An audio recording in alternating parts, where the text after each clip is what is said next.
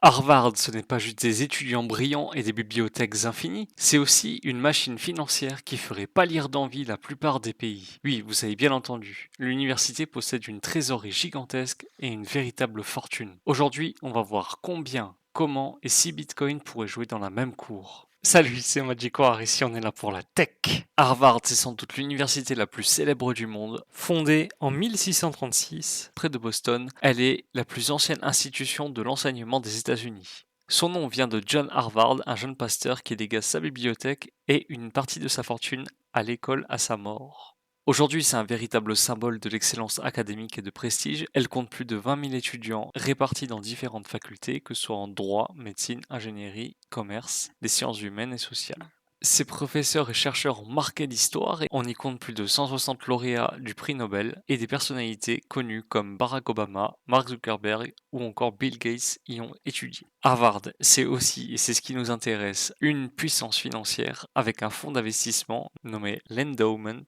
qui dépasse 50 milliards de dollars, et ce qui fait l'université la plus riche du monde.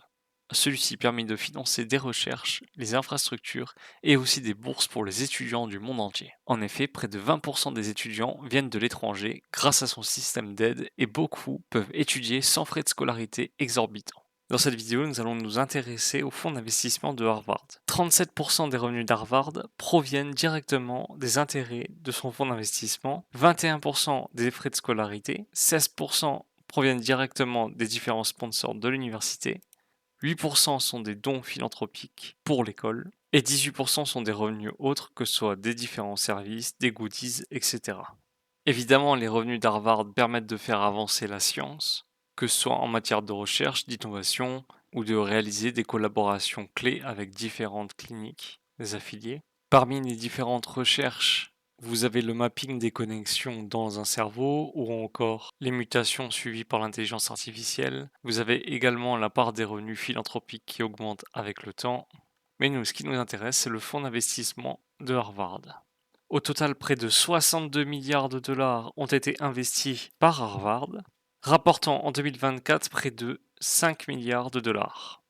Parmi les différents achats, on peut constater que 2 milliards de dollars sont directement dans du cash.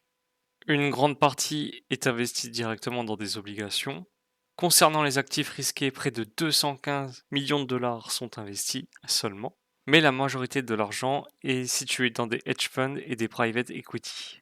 Je vous laisse regarder les différents bons de Harvard si cela vous intéresse.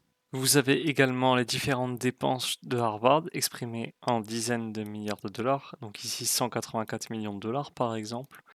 Vous avez beaucoup de trajets qui ont été effectués, des frais téléphoniques qui coûtent quand même 9 millions de dollars, il faut le noter, avec des salaires notamment qui peuvent atteindre jusqu'à 2 milliards de dollars de dépenses, sans compter les différents avantages pour les employés.